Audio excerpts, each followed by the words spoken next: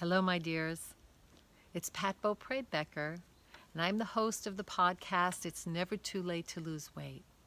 And today I want to talk to you about emotions, how to process your emotions. I have been struck this week by the death of Anthony Bourdain. I just found it so shocking because in my mind, I thought that he was someone who expressed so much gratitude for his situation, saw the history of his life. He had come through so much. He was willing to look at the dark side and the light side. And I just adored that about him. The way he taught us about cultures, his openness to be with any culture and treat human beings just as human beings was just amazing.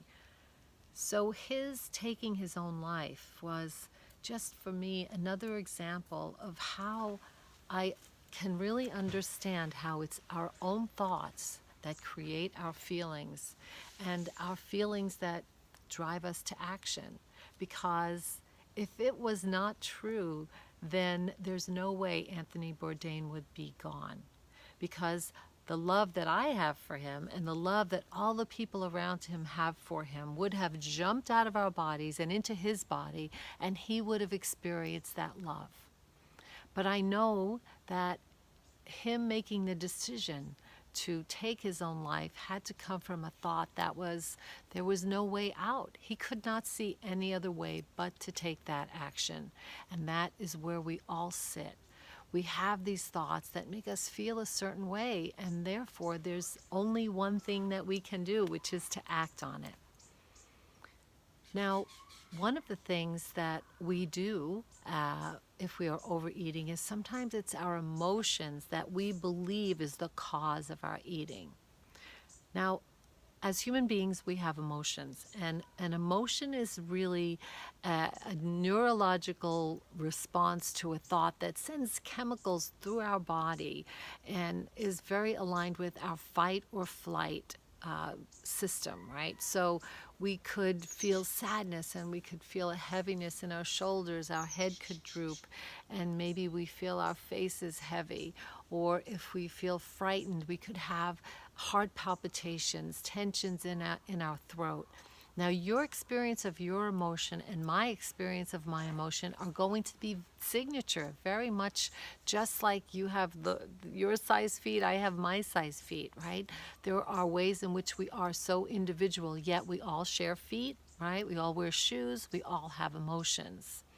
So learning to process emotions is a skill that is so valuable because so much of not knowing how to feel an emotion causes us to overeat, causes us to drink, causes us to do many things. But for our purposes here, we want to talk about how we can see how not processing our emotions causes us to overeat.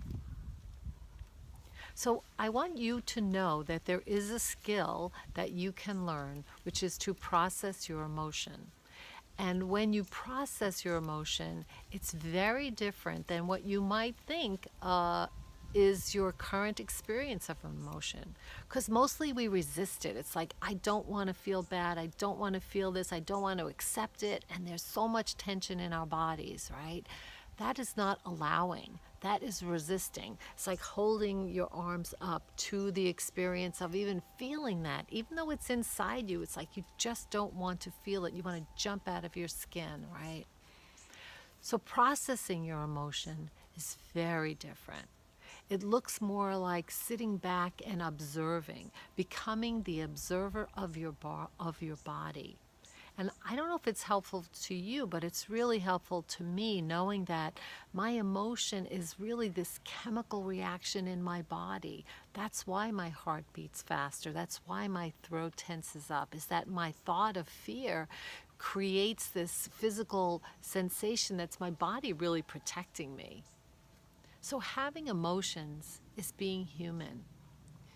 Feeling emotions, processing emotions is processing your humanity. And if you choose to learn this skill, what will happen is you won't feel that immediate comfort that you get from, let's say, eating macaroni and cheese, right? Which we even call comfort food.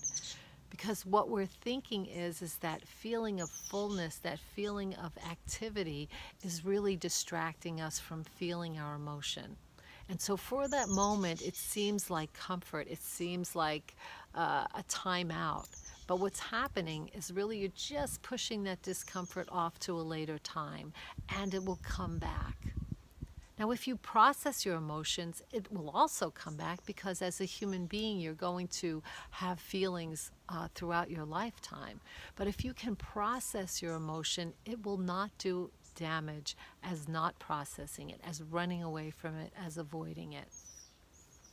So for me to experience the sadness that I feel, and even though it's crazy, right? I don't know Anthony Bourdain. He was like someone that I had in my mind, a vision of him, who he was. I never met the guy, but I feel so sad because the idea that someone who could be so loved and feel so little love or see no way where his being on the earth was so much more valuable to all of us and to the earth, and yet not to be able to see that, it it just I choose to feel sad.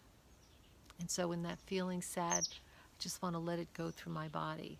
I don't want to use it. I don't want to overeat and use his suffering to make me suffer. So that's what I wanted to talk to you about today. Maybe it's not such an uplifting topic, but it is real. So I want you to know that you can process your emotion. There is a skill to it. And when you do it, you will actually be human. All right, you guys, thanks so much for listening. Bye-bye.